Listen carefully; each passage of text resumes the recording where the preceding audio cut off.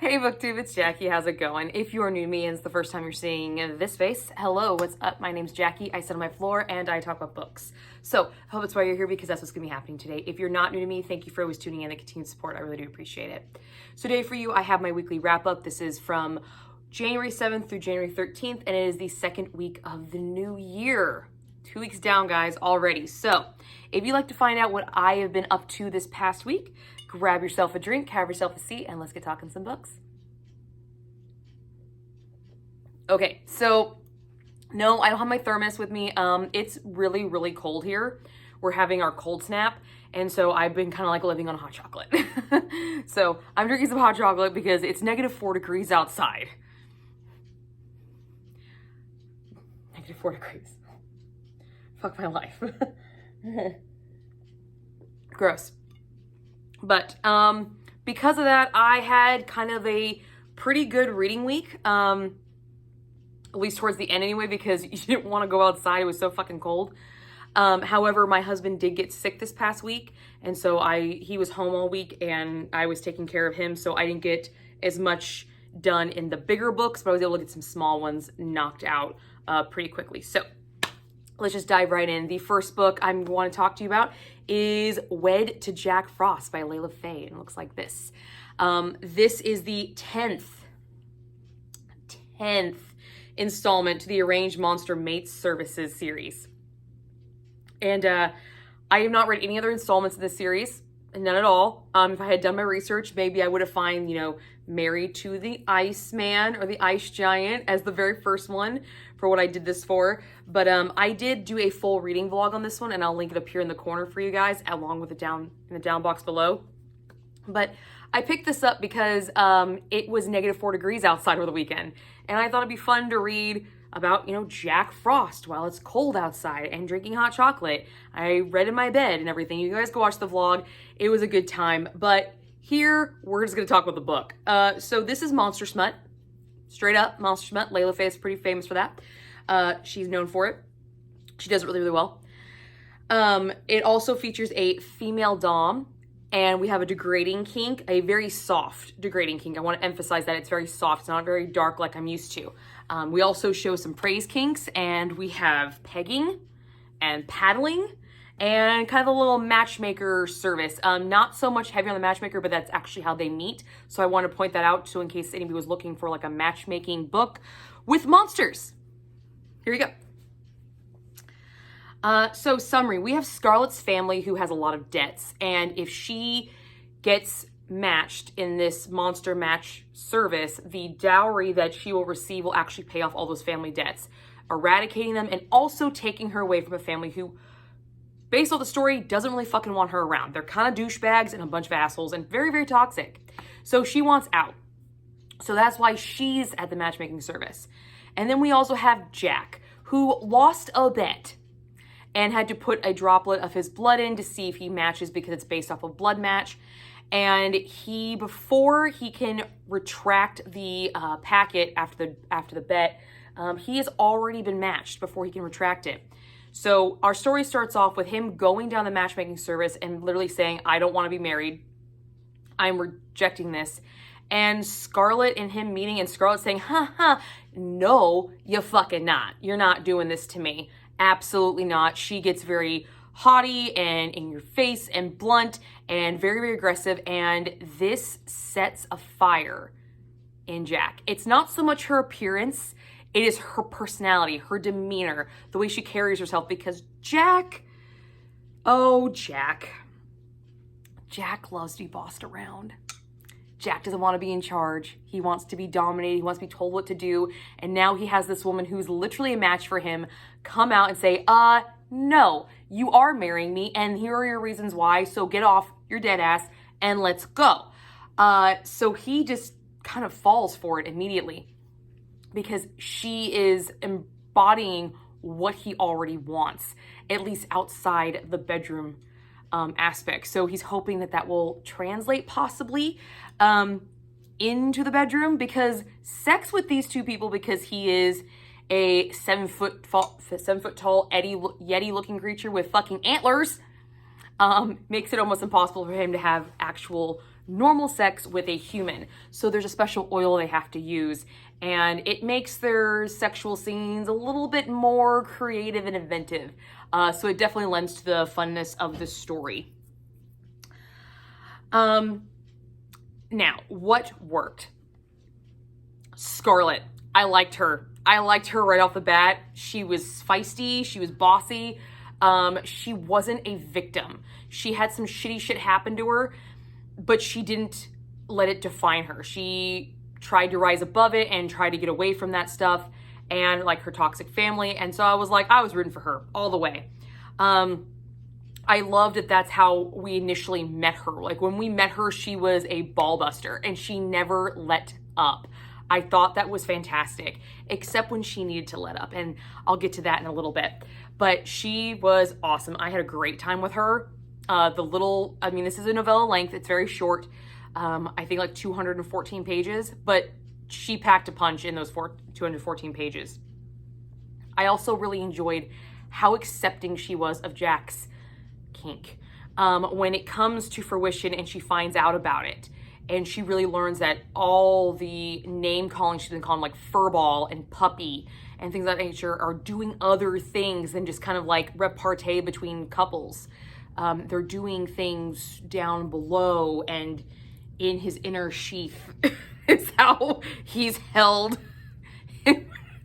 It's monsters, guys. Don't expect anatomical correctness, all right? It's monster smut. Let's just be honest. But I loved how accepting she was of it and how she didn't make fun of him. She didn't chastise him in a non-sexualized, degrading way. She listened to him and responded in kind. She at least gave it a shot. And it turns out that it works with her demeanor quite well as well. It was a kink that definitely lent to her normal personality, this bossy, overbearing, always has to be in control kind of girl. And I loved it. I loved how accepting and open she was of it and willing to do her own research and delve into it and try to appease him sexually the way he wants, with still maintaining some kind of control in that whole area. I thought it was really, really great the way it went down. I was so happy to see that. I mean, I was kind of shocked that the 7-foot tall Yeti wanted to be made to look up his own cum, but hey, whatever rocks your socks, whatever floats your boat over there, dude, party. But it was nice that she was so embracive of it when he brought it to her attention. I thought it was great. That is another thing that really works in this book, is how he introduced his kink to Scarlet. He didn't just dump it on her. There is a scene after they get married, their first together scene. And there is a tradition in the Frost clan where they brush each other's fur. She has this long hair, so he's brushing her hair. And then it goes to her having to brush his hair. And it turns into being a little bit like it's knotted and matted, because he didn't go there thinking he was actually gonna get married. He went there saying, I'm not getting married, so he didn't give a shit about what he looked like. So he's all like sweaty and matted and, not really presentable. And so she's brushing his hair and knots get in it and it's pulling and it's doing something, and she sees it and she doesn't shy away from it. And he gradually just drops these little kernels of like, well, if you wanted me to bend over and paddle me because I'm not taking this the right way, or I pulled your hair too hard when I brushed it, I'm okay with that. Like, it's just like casual conversation, like, how's your day, honey? That was great. Do you want to paddle me later? Thanks. It was kind of like that, and I thought it was great. I got a giggle out of it. I love how just nonchalant it was. And she embraced that. It wasn't telling her she had to do this, but it was an option laid out. But it was almost topping from the bottom in the beginning, and how he was kind of getting his own kink out there. But telling her what he was into at the time where it was appropriate. He didn't dump like, hey, I want you to fuck me with a strap on. He He just come out right and say that. It was brought out after some conversations had happened, some instances happened, some things have happened. So I love how it was more explanatory and suggestive than rather told this is what's going to happen, which is more clear topping from the bottom, but this is more like subversive topping from the bottom. And I thought it was really, really cool because if you really read it, he is in kind of control of the situation, of the sexual scenarios, because he's getting his kink relieved, but he sees that it's something that she's into. So he's kind of pushing it by being as open and kind of nonchalant and cavalier about it as he is. And I thought it was great. I had a good fucking time. I did with this one. It was fun. It was fun. What didn't work? Honestly, the third act dilemma, I kind of wish it didn't even have been there. Like, I would have been completely content with them just figuring out how to have sex with each other, because he has to have this special oil to actually penetrate her because he's so much bigger. And it's placed in a certain area. She calls it strange. It is strange. It's monster smut, okay, guys? It's monster smut. But when we actually get to the third act dilemma, I thought it was kind of dumb. So they're at a parade, right? And there's these things called Yule Lords, which kind of remind me of elves. It's kind of how they're reminded. And apparently there's this lore and tradition that if you don't smile at the elf when they look at you, if you don't greet them with a smile, you'll be cursed. Well, due to other people's bullshit, she just happens to turn around and not smiling. And now she's cursed because she didn't fucking smile at a parade. Man, I'm fucked because this resting bitch face is hard as shit to not make smile. So, great. And then the curse was dumb. It was weird. I mean, I'm sure it would have been very irritating in real life, but it was like, what? You hear about the lore, and when it actually comes to fruition, what happens to some of these people, and this is what she got? Okay. All right. Well, I guess it was the Yuletide ceremony. They were feeling a little generous, but they still had to keep up with their rep. You know, can't not smile. You have to be happy at the fucking holidays. Well, they hate a lot of fucking households. Let's just be honest about that. All right. So it was just weird. it was just I kind of almost wish that hadn't have been there. Honestly, I would have rather just kept seeing the building of the relationship and, you know, that, because their chemistry building this kind of female dom submissive sort of relationship was really interesting, and that's what I was really there for. Was like, this is fucking cool. Why tarnish it with this other shit? Really, why? And we even got some sociological and societal like expectations of gender roles, that the man should always be making decisions and controlling the relationship, and the woman should, you know, be there, but the man needs to kind of keep her in tow. And then you find out that it's actually really not that way. It's really the woman who kind of keeps everything in kind of like working order, but kind of like doesn't want to hurt the man's pride. So it was really interesting to see that juxtaposition in the story between Jack Frost's parents and then this couple. I thought it was really cool in how the side of the kind of the victor side, if you had to like put them side by side, the victor side was talking and open communication and discussing things of delicate nature with your partner and your spouse, of what you like, what you don't like, how your relationship works. It was very nice to see, you know, two couples very, very happy with each other, but they literally orchestrate in different ways. Definitely seeing also that generational gap between those relationships. It was really cool, especially for such a short novel. That was literally designed for monster smut. But you still get those socioeconomic gender roles and kind of themes in there. And I thought that was neat. I liked that. I thought it was fun. It's the first one I've seen in Layla Faye's books that she did that with, which I thought was great. I appreciated that. But yeah, that third act was just kind of, what? Because she didn't smile? Who fucking cares? Like, damn. Okay. No, I didn't buy that. And then this was just difficult for me. And I recently just learned, because somebody actually commented on the vlog video, that the description that I was given of Jack Frost was based off of the Norse mythological story of him, which I did not know. I did not know Jack Frost was a Norse mythology story. I had no idea.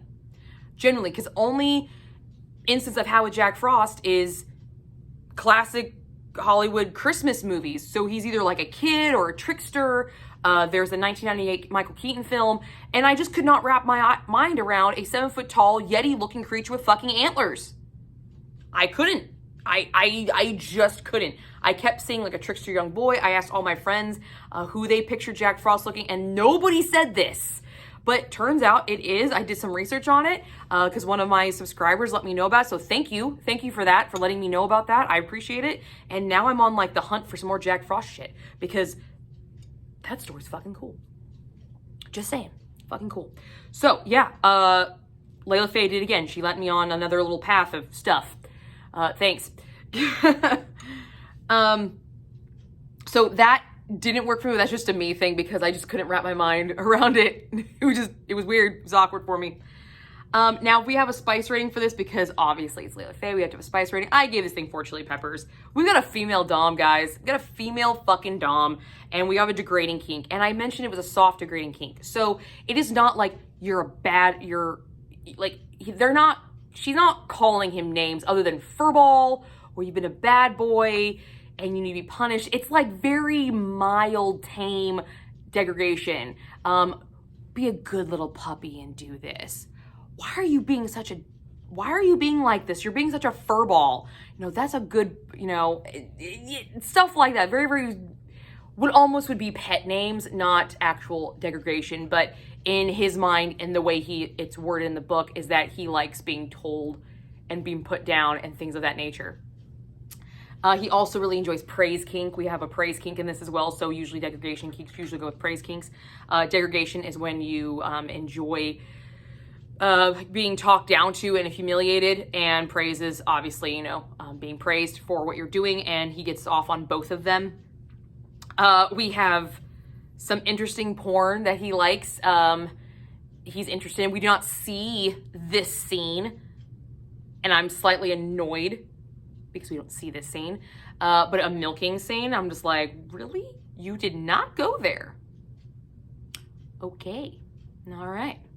But we do get the cleaning up his own cum off of her. I thought that was great. I thought that was fantastic. Good for you, party. And then we have pegging with a strap on, which was a great scene because he was super excited about it. And it was like Christmas. Like that was his present. Was the strap on. I was like, cheers. Cheers, Jack. There you go. It was a good time. Very, very good time. And I loved how serious these topics are, how coy and playful they were brought out. They weren't talked about in a way where it's, oh my God, this is what he wants. It was like, so would you be willing to do this? Like, is this something that you want to do? Yeah, I would love to lick my cum off of you.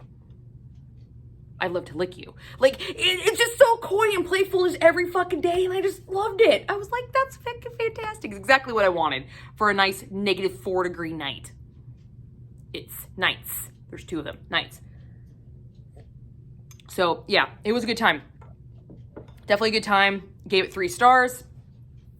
Go check out that vlog if you want to see my reactions while I read the book. The next book I completed, and I completed this in a day, is Alex E. Harrow's A Spindle Splintered. This is the first installment to the Fractured Fable series, and this is a Sleeping Beauty retelling, okay? Now, I'm gonna be honest, Sleeping Beauty is not one of my favorites when it comes to the princesses, but I do enjoy the story. I love the fact that the bitch can sleep, because sleep is always great. But this story does feature a terminal condition, and we also have triggers for forced marriage. And then we also show LGBTQ representation in this, which I thought was really, really great because of how short it is. This is a whopping 119 pages, right? In one sitting. Fantastic. Had a great time with it. Gave it 4 stars. So let's get into this. So we have Zinnia, who is dying of a disease that does not allow the individual to live past usually their 21st birthday. And it's incurable. And she's also obsessed with Sleeping Beauty. She's been obsessed with it since she was a little girl because this Disney princess kind of resembled her life condition. Instead of going to sleep, Zinnia will die, but Zinnia looked at it as maybe I could just go into a sleep. She was envious. This was her princess of choice. Now, we also have her friend Charmaine, we call her Charm, wants to give her a birthday to remember, not to make her feel sorry or to feel guilty or goodbye or mushy, but she just wants to celebrate Zinnia. So she goes to an old abandoned penitentiary that has a big tower, decks it out with roses and florals and everything that would make a Sleeping Beauty party special, including a spindle on a spinning wheel that she found at a consignment shop. Zinnia parties like it's no tomorrow. Even though she doesn't drink very much because it affects her medication, she parties and eventually her friends start to factor on because she is the dying girl. Eventually the dying girl thing comes up and it kind of dampens the party. And finally Charm's like, are you gonna go prick your finger on the spinning wheel or do I have to make you? And she does, but when she does this, it causes this adverse reaction where she is sucked into this metaverse of all these other different Sleeping Beauties. And one of them calls to her and asks for help, and she goes to her, ending up in a new parallel dimension, other multiverse, whatever word you want to use, of another Sleeping Beauty, who is more of a traditional Sleeping Beauty, the traditional story named Primrose.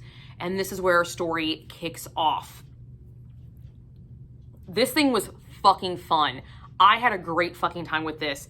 The reframing of the Sleeping Beauty story in modern times was fantastic. The way they used the terminal illness to parallel the sleeping. She's known about it forever.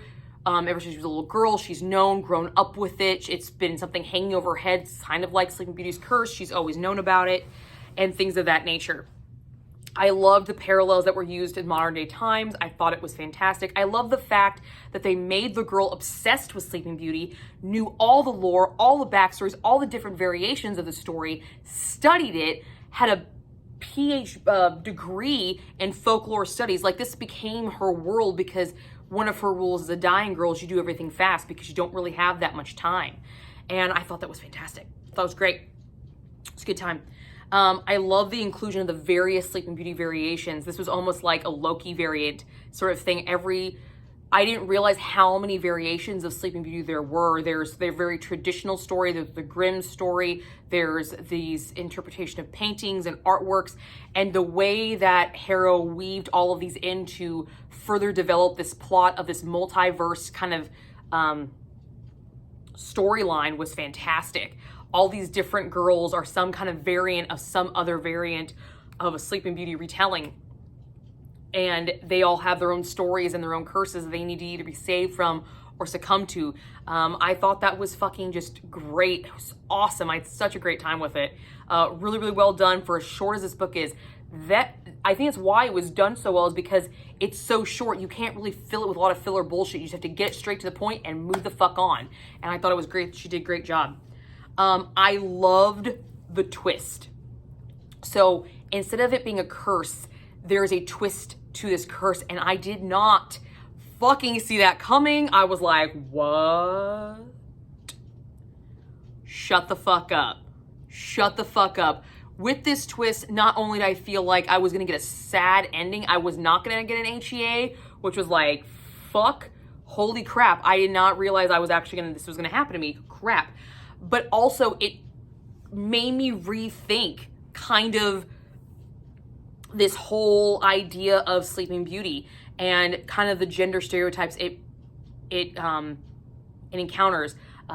This is where the feminist ideal of Sleeping Beauty really comes out. It's taking that preconceived story of all these different variations, saying, guess what, these were all fucking wrong. Here's what it needed to be. And now it can be something more empowering, more not so much, just, hey, you're gonna go to sleep for a century or until true love's first kiss happens. But here's the reason why. It's not because of a villain. it's because of something far worse that I'm trying to save you from. And I just was like, what?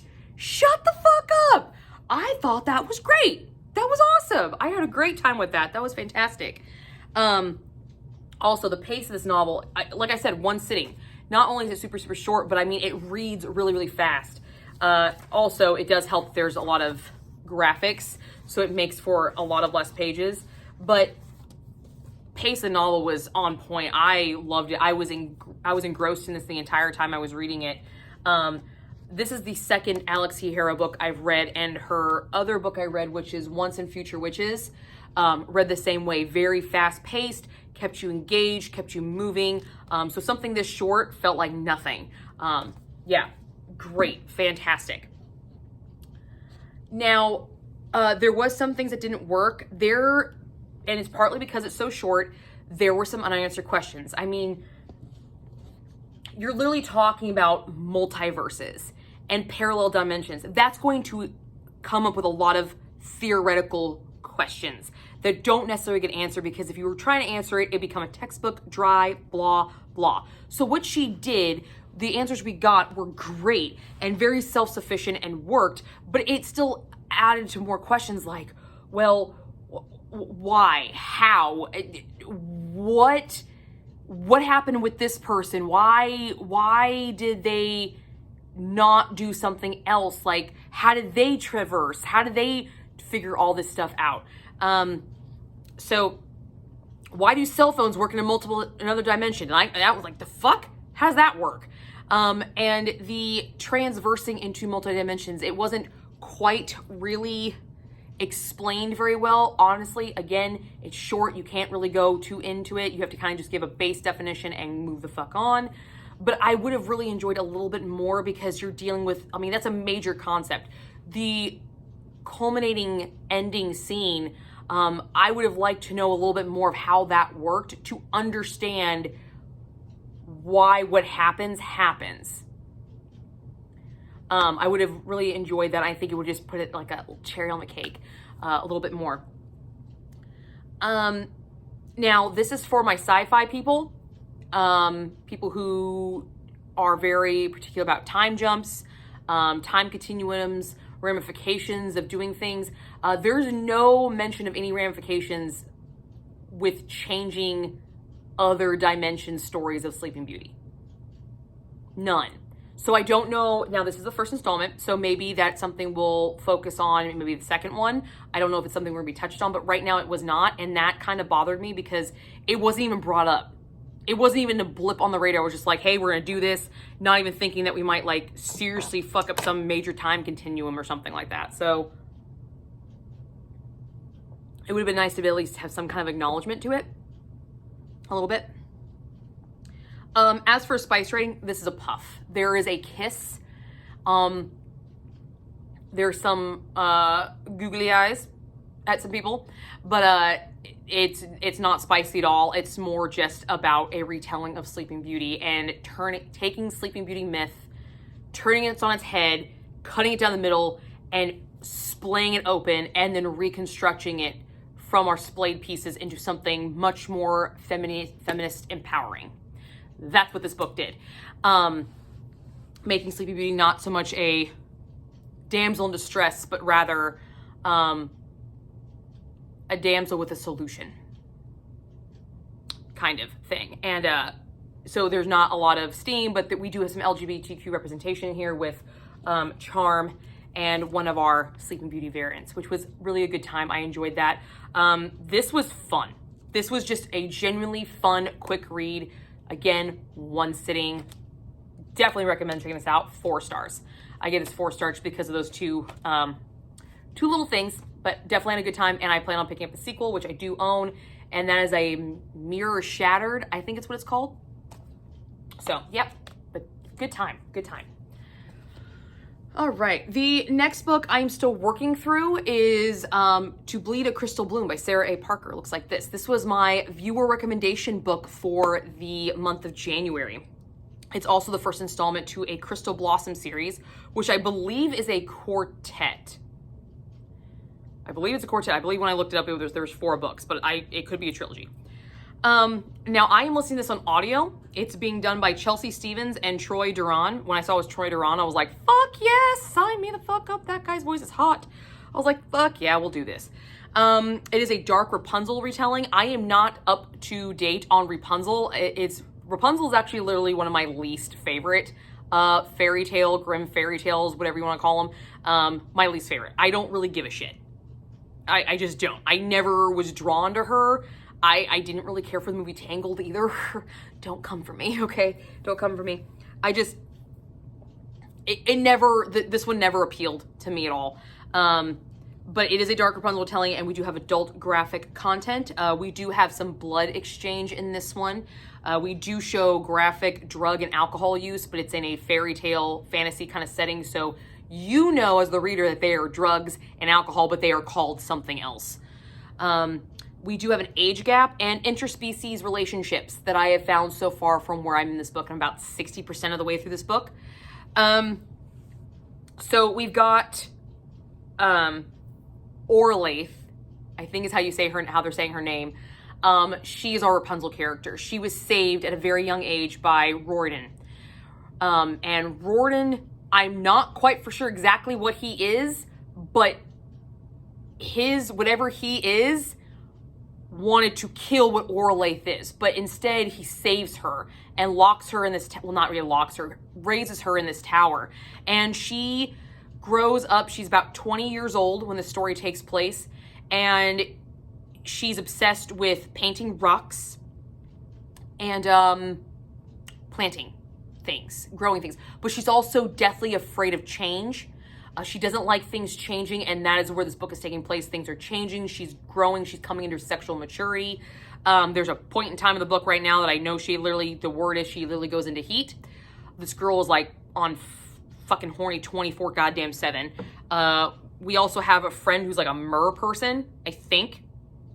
They call him a Drake. But I don't think he's like a typical mermaid. He's something else because he could turn into other stuff. There's a lot of unknowns still where I'm at this book. So it's a lot of things are just now starting to cross paths at 60% of the book. So things are now starting to happen. It was really slow in the beginning, very slow in the beginning so far, but I'm having a decent time with it. The main concern I have is I feel like I probably should not have listened to this on audio. That's where I'm at right now because I feel like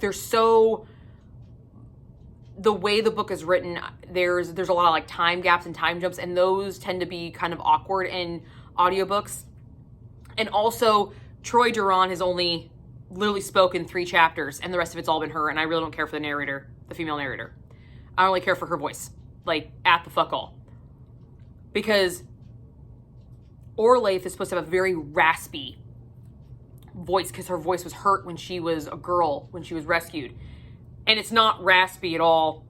It's very high-pitched and kind of annoying.